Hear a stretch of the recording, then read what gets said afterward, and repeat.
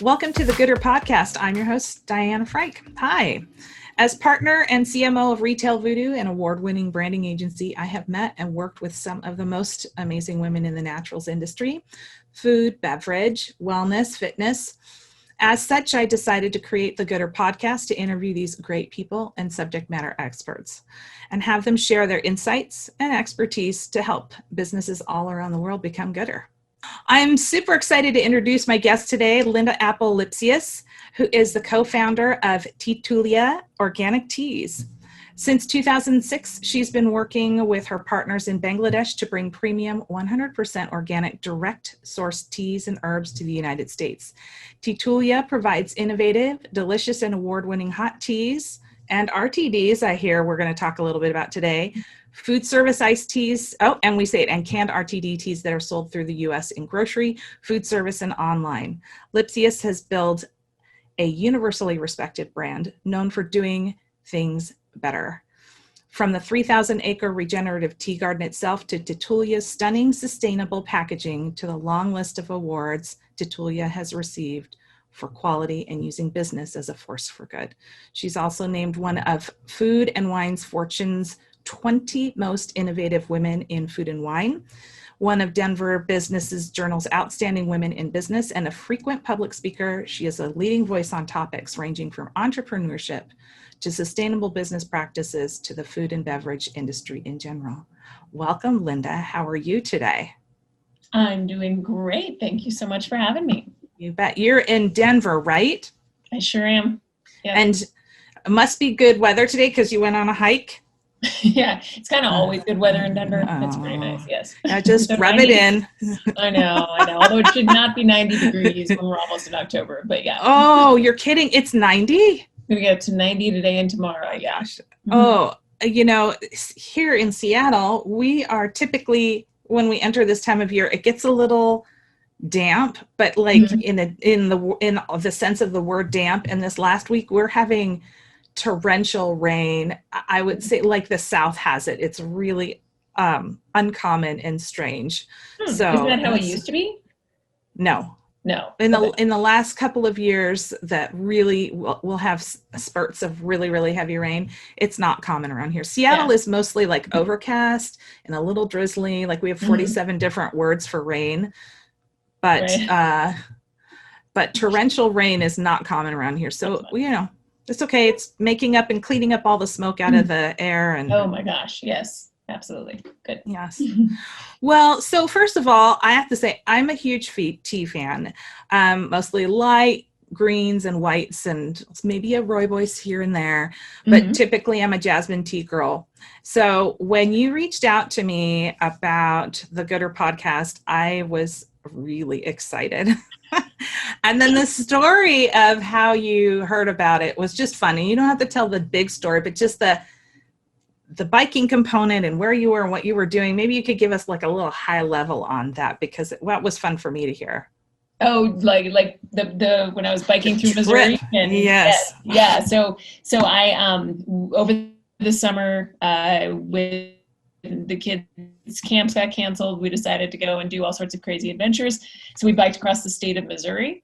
And in preparation for that, I was looking for great podcasts to keep me entertained because part of what kept my family together was that we didn't talk to each other while we were biking. We were all in our zones getting smarter. And I found your podcast. And so I was like, hey, and then reached out and love all the stuff you're doing and all the great people you're talking to. Yeah, the whole trip in and of itself, and that you guys were like, we're going to be together, but we're still going to be plugged into our own little world was so fun to hear. Morning and evenings. Although a friend just asked me yesterday who's from the area. She's like, and why did you bike across Missouri in the middle of July?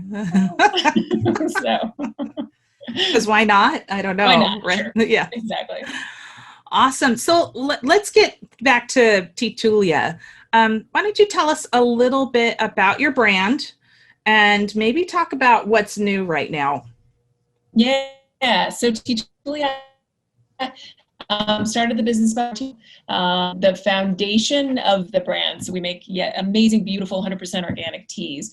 But the foundation of the brand comes from our own 3,000-acre regenerative tea garden in northern Bangladesh. So in the tea world, in the beverage world, we're, super unique in that we are vertically integrated. We have our own garden. So tea, tea is a commodity essentially, and, goes through middlemen and brokers, and very few, when you ask someone where their tea comes from, I don't know, people don't really know. So we have we're really thrilled because, we're both the farmer and the brand. So that's kind of the origin story of the whole brand. We produce teas and herbs, and we process the tea into black, green, white, and oolong. And then we also have ginger and vodka and tulsi, etc., that we grow at the tea garden. In the States, the tea we sell hot teas. We sell food service iced teas, and then ready to drink canned tea soda and iced tea in grocery, food service, online, and then we also have an ingredient business. You're busy. Yeah, I've got a lot going on. Yeah, you've got a lot going on. Right. So you're kind of touching all sorts of beverage drinkers on the hot side, and then also the ready to drink. And are you seeing, with everybody kind of holed up at home for the last several months, are you seeing either one of those lift more than the other or unexpectedly? It's just been pretty steady. Yeah, for sure. The food service piece of the business definitely has taken a hit because sure restaurants aren't open, but both lines of business with the hot teas and the iced teas have been pretty solid, actually. Well, so maybe let's start with, because you and I kind of bonded over this B-Corp thing. Our firm just got our B-Corp certification. It took 4 years to get there. I know. Oh my gosh. I feel like so awesome. We ran a marathon, and I'm just like, okay, I need a break. Yeah. But it's just an ongoing process. But I want to kind of start with, because I think B-Corp came after the fact. So let's talk a little bit about the genesis of Teatulia. Like, where does it come from? What was that aha moment for you where you decided this is something I want to do? Yeah. So that, I gotta give credit where credit's due. So I have my business partners. It's the family who started the tea garden. So, okay, got it. So the garden came about, and these were friends of my husband and mine. They have it's a Bangladeshi family. They have other businesses in Bangladesh, and around 2000, before 2000, when the sons sort of came back home after spending some time in the States, they wanted to start a new business that was going to have the biggest impact on the land and the people, biggest positive impact. And they realized that they could do this with a tea garden. So they could both practice regenerative agriculture and literally regenerate and restore the land and the ecosystem, and provide jobs for thousands of women in the poorest part of one of the poorest countries in the world. So that's the vision for the business. Where I come in is my background is in CPG, and when they had a productive tea garden, so sort of, I guess I started in 2006, so sort of 5, 6, 7 years down the road, when the tea, when it was producing and they wanted to bring the teas into the States, I got involved, so I offered to help them out. So my challenge really was to tell the story, to find the market opportunity for the business, and what the garden is about and how it's structured was absolutely in line with where the trends were. So tea was growing, organic was growing, farm to table was growing. So this connection to source was suddenly, much more interesting and sort of, I guess, in vogue.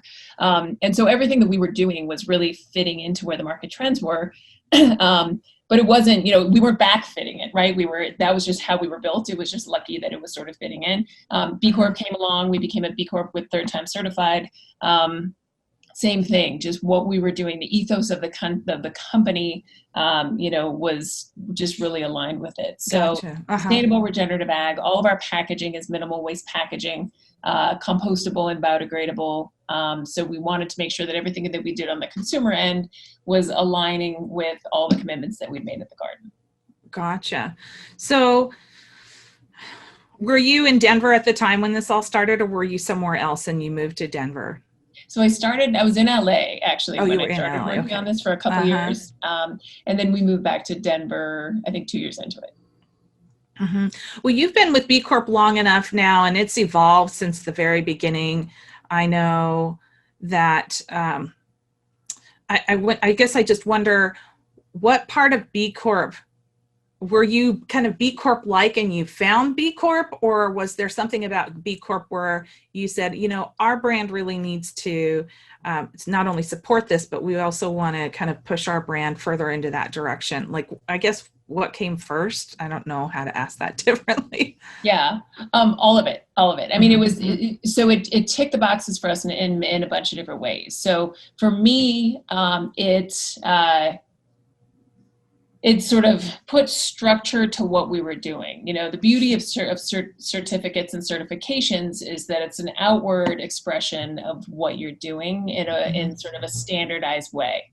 So B Corp was great in that, it sort of encompasses triple bottom line principles, looking at people, planet, and sort of, your business, and has a standard measurement.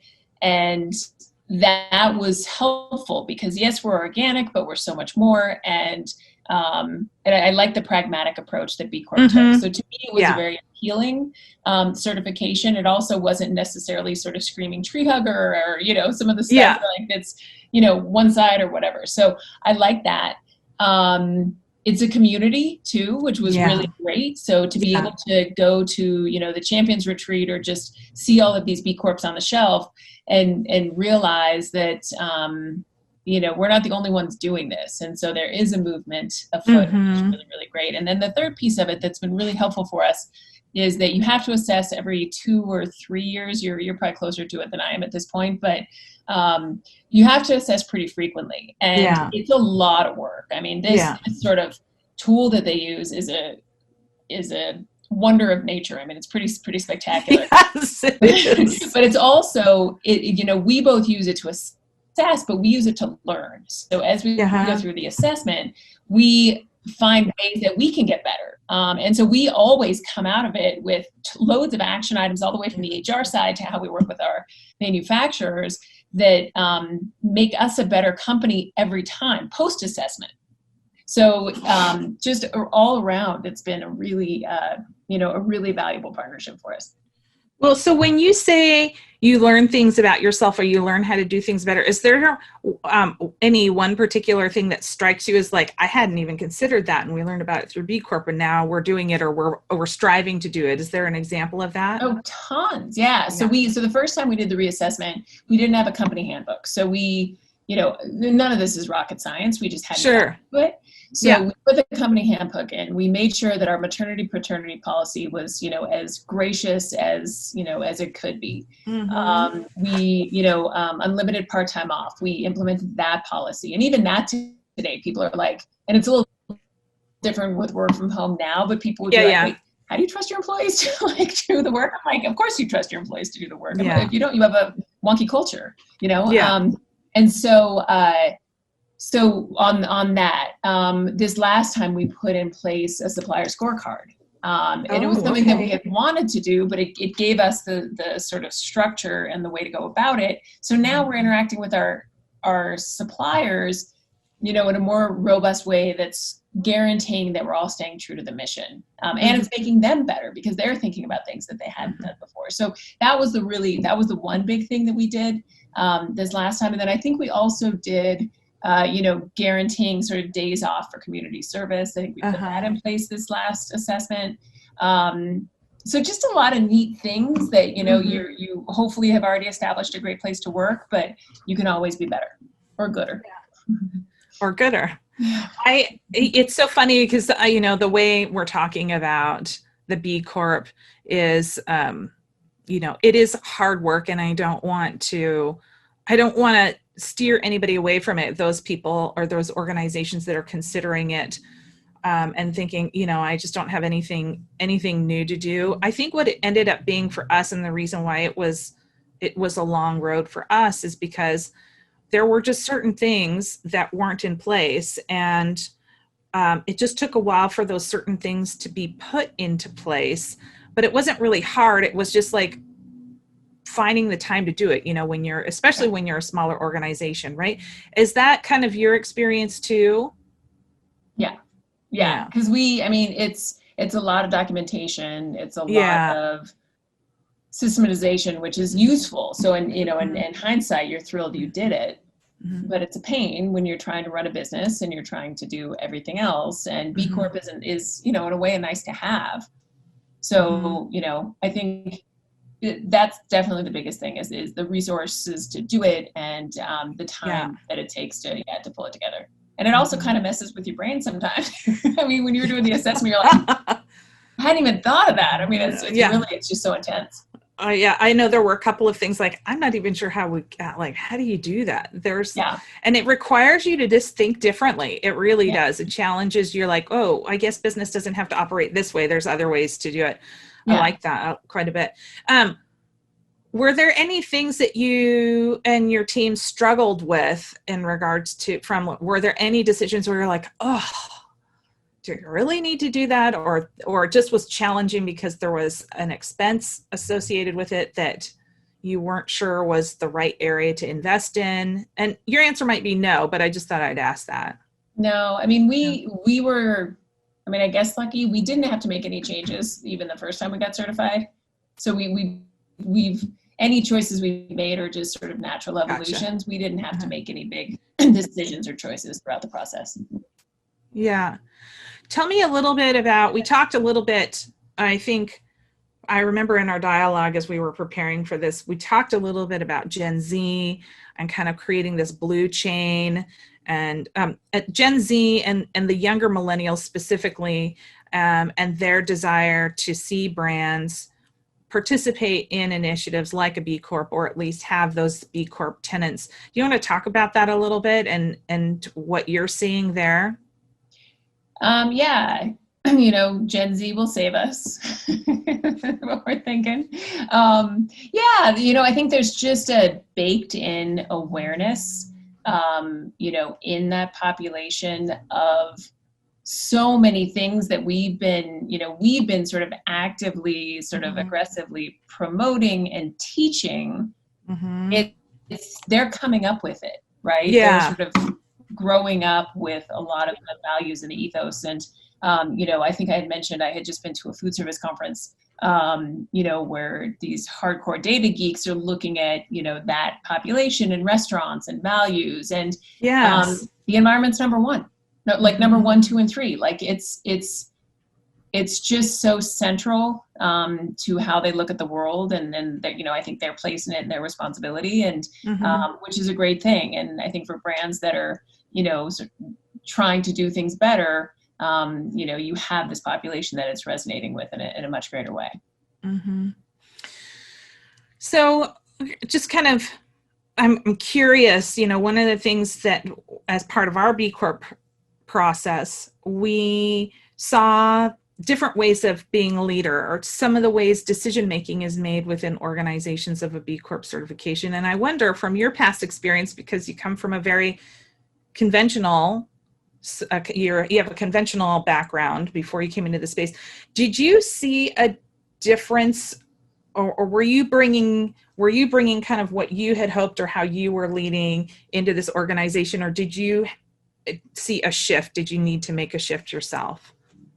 Like moving over into this type of company? Yeah, moving into something that's a little bit more, a B Corp, is very triple bottom line focused versus where you were before, which was very much charts and graphs, dollars and cents. No, because I was really lucky. I worked I was in my family's business that was in a conventional space, but the way that the business was run was right in line. Oh, really? Oh, that's awesome. Transparency, high transparency, sort of pay equity. It was, even the products, as clean as they could be, and real, interest in clean input. Really strong sort of respect. Well, it's not necessarily up to us, but respectful relationships with, with our buyers and our suppliers. Oh. So no, the culture, I was lucky. And even before that, I was in the agency world, and even there it was okay. I think you can still be dollars and cents and still be respectful, Oh, absolutely. And I think that I've had the good luck to work at, I don't think I'd last very long at a place with a bad culture. Yeah. With some people try to be in those cultures because they want to be change agents, and there, I mean, you can be a change agent in in a big organization, or you can be a change agent and have external influence. So it sounds like you've been in both. So that's, I mean, not in. But I also think you're getting, I mean, it's just a better investment, right? If you're treating your employees well, you're getting sort of 360 degrees of their capabilities. And if you're not, you know, and if people are in a defensive crouch most of the time, you're just not, you're not going to, it's not going to bear the fruit. So, I mean, I think just as a standard business practice, the other way doesn't make any sense to me. Ruling by fear, or, you know. So. Ruling by fist. Yeah. Yes, exactly. Must do. Yes. Well, so here you are, you're kind of like a natural innovator, and you're a leader in naturals, which since you started Teatulia has become very competitive. There's a lot of much bigger players in the market now than there used to be. How do you keep yourself and your team kind of on the stay the course, or keep your eye on the prize in regards to your B-Corp and then also profitability? Like, are there certain things that you have in place in order to kind of keep everybody enrolled and excited about what they're doing? I mean, I think the excited about what they're doing, I think to work, you kind of have to drink the Kool-Aid to work in a company like this. You know, I think people are, you know, you got to be pretty bought into the mission. Just to even come on board, because, you know, you can go and work at a conventional company and that's fine. Sure. But to be in a challenger brand and to be, you know, working, you know, not maybe with all the resources you might have, yes, you know, you kind of, you know, you got to be willing to come on board and be excited about it. And then as far as just staying the course, I mean, it's core to what we do. I also strongly believe that, especially on the hot tea side, playing in a commodity category, if we didn't hang on to this stuff,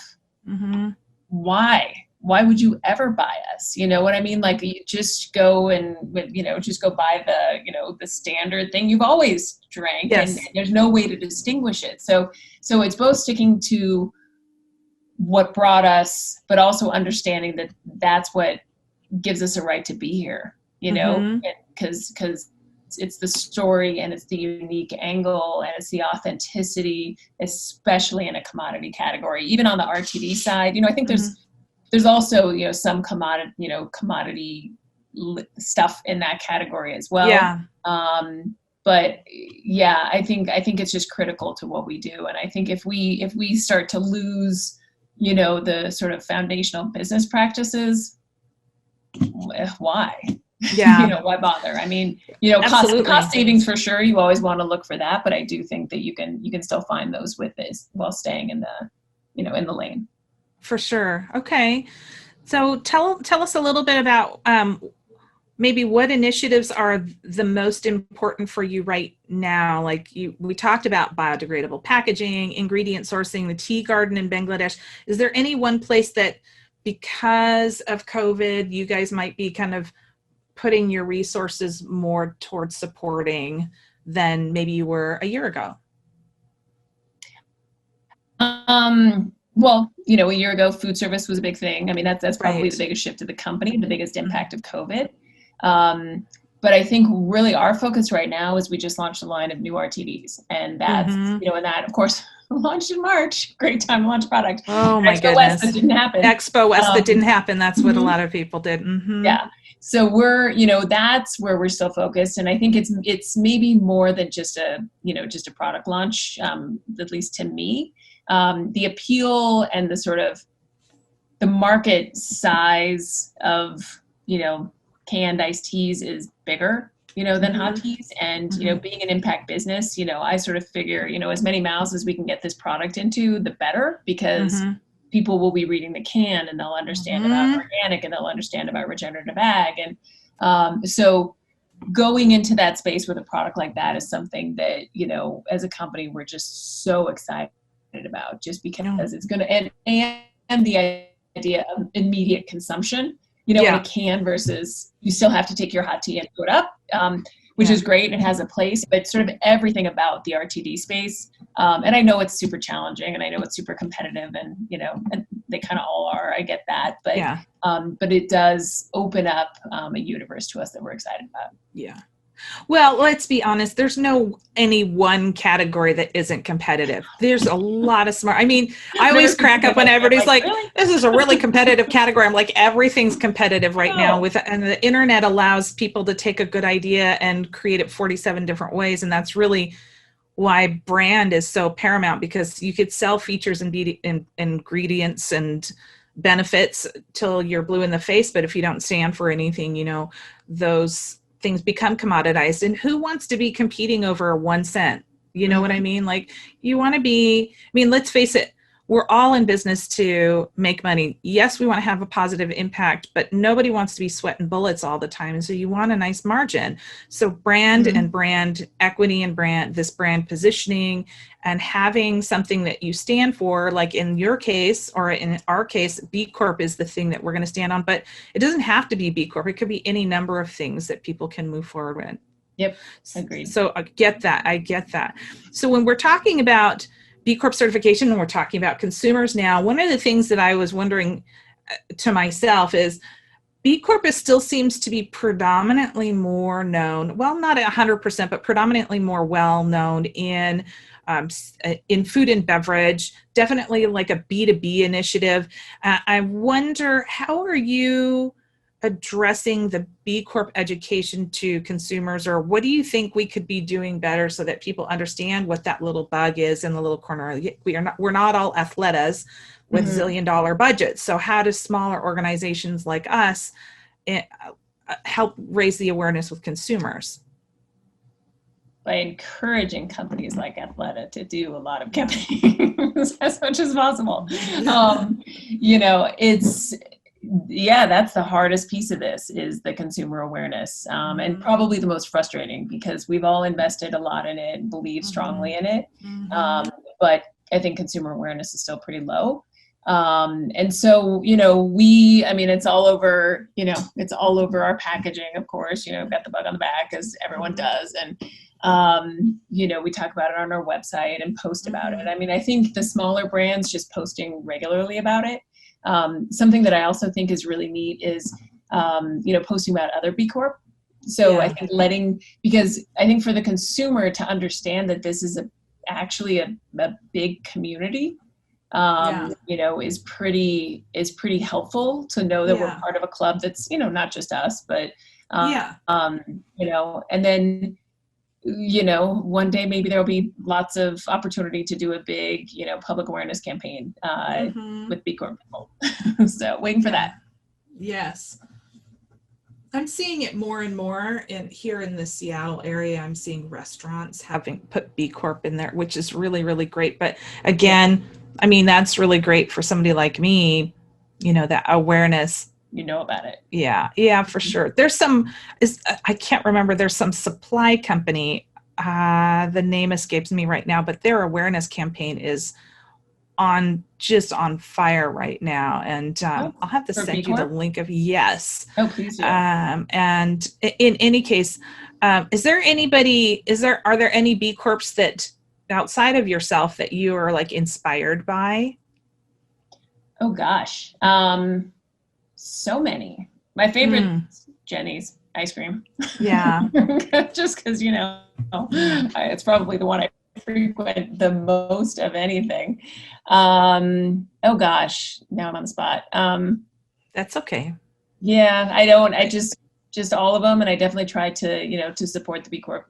Yes. Yeah.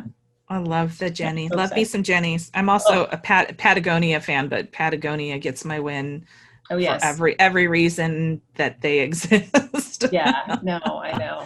They're doing such good work. I know it.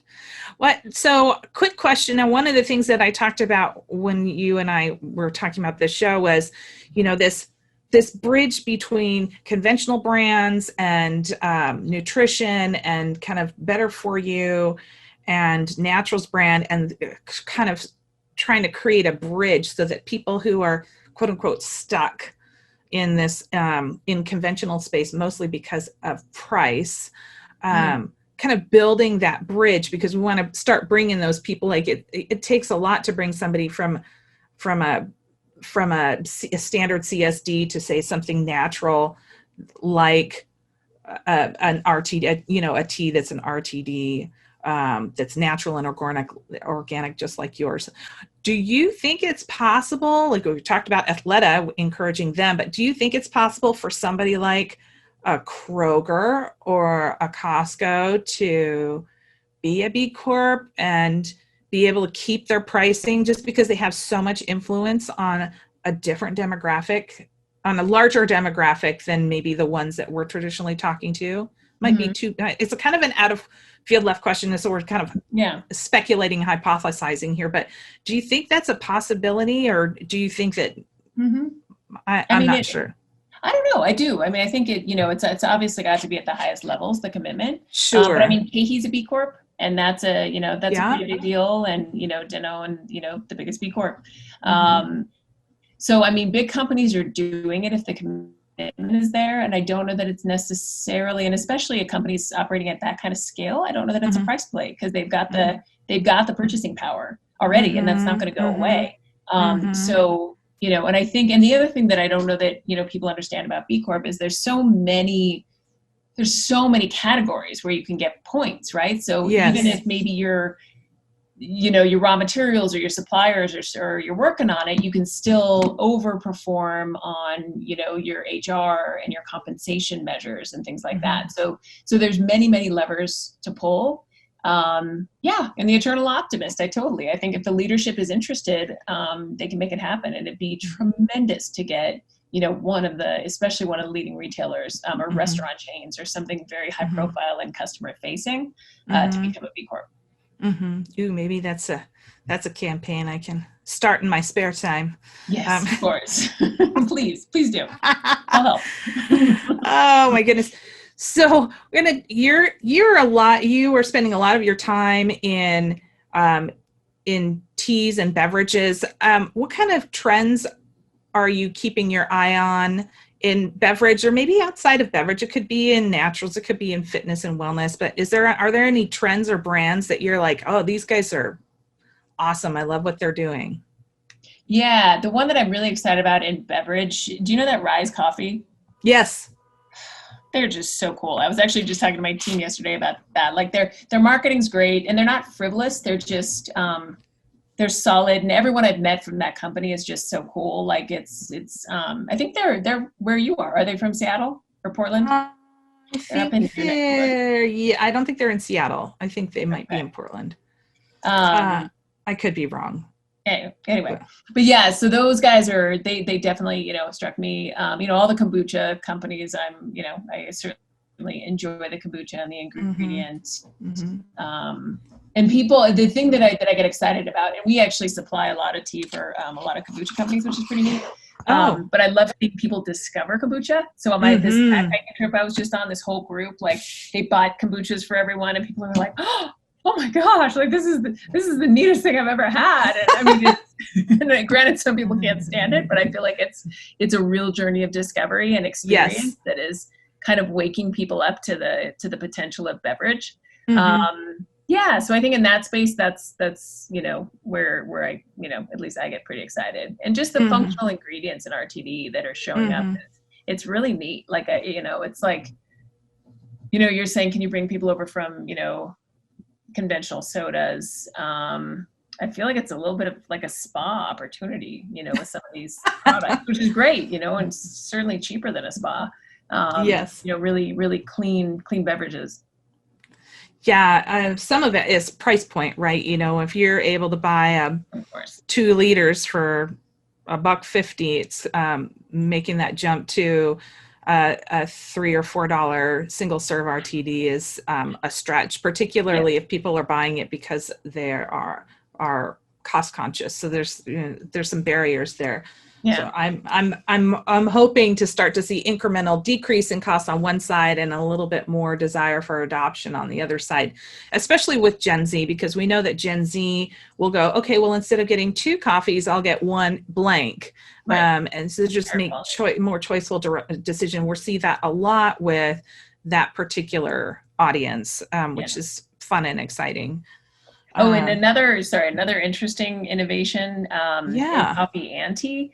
Yeah. Instant products are showing up that are Isn't actually that hilarious? quality. I know, shock, but like there's, so, and I don't know what the status is of some of these companies. You're alienating a bunch of people. No, I'm joking. I said you're alienating. You're alienating. It's so interesting because, like, well, I was just backpacking for 8 days. And I'm like, thank goodness for instant coffee. Right. And thank goodness it's like, good. So there's a couple brands out there doing some really like nice stuff. Yes. Using much more involved technology than Folgers. Exactly. So that's just been, it always makes me giggle a little bit, but it's kind of neat. Well, so I got to ask, what is it about Rise Coffee that has your attention? I like their small can size. Actually, that's something that's really interesting too, is the brands that have decided to go with the smaller cans. I think it's brilliant. Rowdy Mermaid, I think they have smaller. Rise does. There's someone else who I was talking to looking at like smaller bar size. And I'm like, please, like, especially with the single serve stuff, because like, I don't always want to drink a big sort of. No, exactly. Or something. So I think that's, that I'm always just grateful. I like the oat milk in it. That's just a really nice thing. And just the tone of voice with the marketing is just nice. It's like I say, it's classy and cheeky, but not frivolous. What I think is so crazy, those smaller single serves, I think are influenced by Coke. Coke started taking their 8 ounce and they started creating those 6 or 4 ouncers in their CSD several years ago. And now I'm starting to see other people go, you get a little bit more margin for that smaller size. Right. Manage your calorie intake for those people that are doing that sort of thing. So I liked seeing it translate into the naturals world a little bit more. That's great. Yeah, I agree. Yeah, it's kind of win-win because even though maybe your unit cost is higher, your out-of-pocket's a little lower. Yeah. And you're not feeling like you're obligated to consume more than you want. Absolutely. Yeah. Yeah. Well, let's kind of do a little non sequitur here. Talk a little bit. Well, I would love to hear more about mamahood and what is it and how does it tie in with Teatulia? Well, so because I didn't have enough to do when I started Teatulia 14 years ago, 8 years ago I started another business, and so it's called the Mamahood, and so I'm actually in our building here in Denver, and Teatulia office is, and then next door is the Mamahood. So it's a resource for new and expecting moms and their families. I got the idea for the Mamahood. I had my first baby actually exactly when I started Teatulia. Oh my, good timing. 14 years ago. So had Dorothy out in Los Angeles, and there was a couple of businesses out there that, even though my family wasn't there, I was really kind of on my own with my husband. And, there was great breastfeeding support. There was great yoga there. Like I had community and I had support. And so things went pretty well because I was able to get what I need. And then I had my second kid when I moved back to Denver and didn't find any of it. So I was like, okay, let's build it. And I had the really good luck to meet, my incredible partners. And so right now it's a shop with some online components. Right now we're actually looking at B2 and bringing a lot more of it online and doing a lot more community. But it's really about helping families find joy in the parenting process.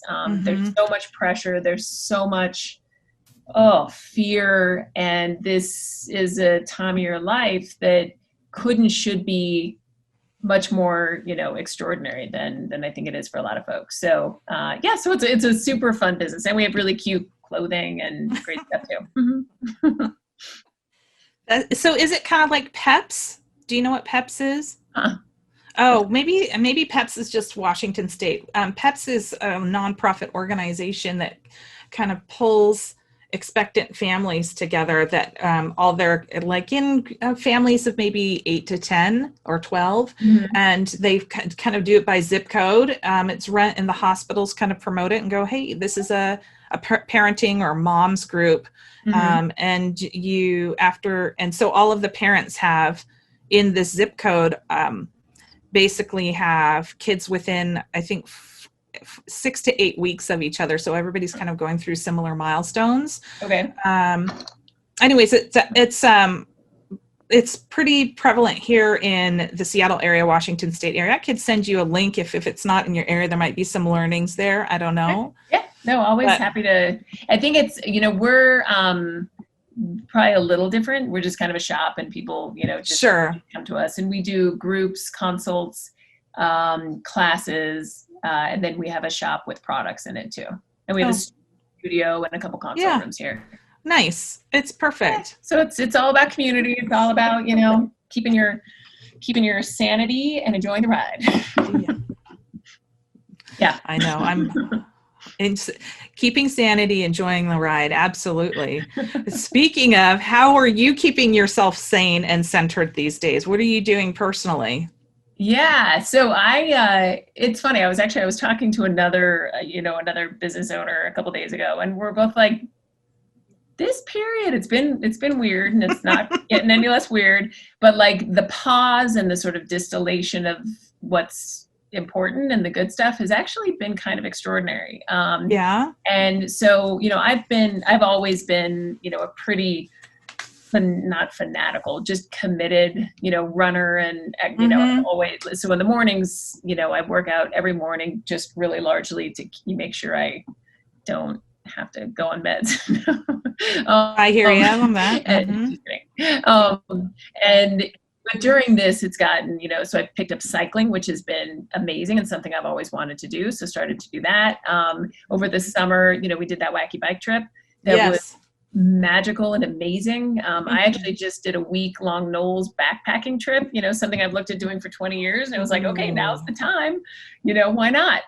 Yeah, exactly. And so really, I think being a lot more present, certainly with my family. We have a cabin, just being outside. We've explored. I'm from Colorado. We've done road trips all over the place. I've seen parts of my home state that I've never seen before. Oh, I love that. Kind of being here, doing maybe smaller, closer to home things. And then the time with the family's been amazing. I mean, being like good. In, with my kids 24/7 for like 5 months, incredible. So now they're back at school, but back at school, and they are in school. Are they physically in the classroom? In person, full time. Wow. Yep. Okay. Yeah, so it's great. We're super happy. I'm sure I can imagine. We don't have that here in Washington State right now. Yeah. It's hard. It's tough. It is. Yeah. It's crazy, and it's different everywhere. But yeah, so. Well, I thank you so much for sharing all of this. I have a couple of last questions. One of them is, I always love it when a guest kind of shares kind of an interesting factoid, something to share over a social media or a social drink or that type of thing. Something maybe about the tea industry, or about maybe even about you, something that people listening can go, did you know that? Do you have anything fun to share? Yeah, I've got a really just a fun tea fact that always it always makes me laugh, because this is like a super simple kind of tea 101 that no one seems to know. So tea, all tea comes from the same plant. So it all comes from the Camellia sinensis plant. Okay. What makes the difference between green tea, black tea, white, pu'er, and oolong is how it's processed. Oh. So it's all the same plant. So the green tea you enjoy is the same tea as the oolong that I love. Really? It's just your green tea is steamed or pan fried. My oolong is dried and roasted and withered. The white tea is just the bud of the tea plant, air dried. So it's all the same plant. And your herbal teas are not tea because they don't come from the Camellia sinensis plant. The herbal teas are tisanes or herbal infusions. So they're not technically tea, even though, a brew or an infusion can be considered a tea. But yeah, so that's just my basic 101 fun fact about tea. Wow. So, did you know that? No, I didn't know that. And here I am all snobby about my jasmine tea, and it turns out that it's not any different than an Earl Grey. Well, ever so slightly. Well, ever so slightly. That's Yeah. silly. Yeah. Oh my goodness. Well, we're kind of at the end of the show, as I like to say. So sad. If people were wanting to connect with you, what's your preferred method? Is it through LinkedIn, or do you have how would you like people to connect with you? Yeah, I mean, LinkedIn's fine, or linda@teatulia.com. Okay. It's also all good. That's a good one. Okay. Yeah. Well, that's the end of our time. Linda, thank you so much for reaching out to me. I really enjoyed our time. I'm hoping that we get to connect again, especially as you continue doing your hiking. And I have committed to, I turn 50 next year, and I had always committed to, never run a full marathon. I've done many half marathons, but that's on my 50-year-old checklist. So I have just started the process of doing that. So wish me luck. Did you see the movie? Was it Bridget Runs a Marathon?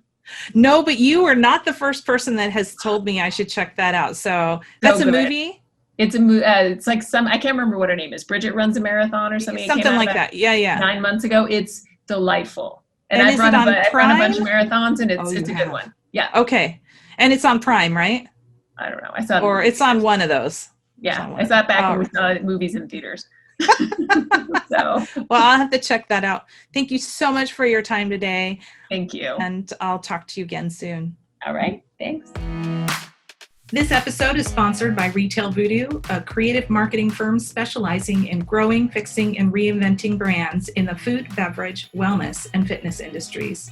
If your naturals brand is in need of positioning, package design, or marketing activation, we're here to help.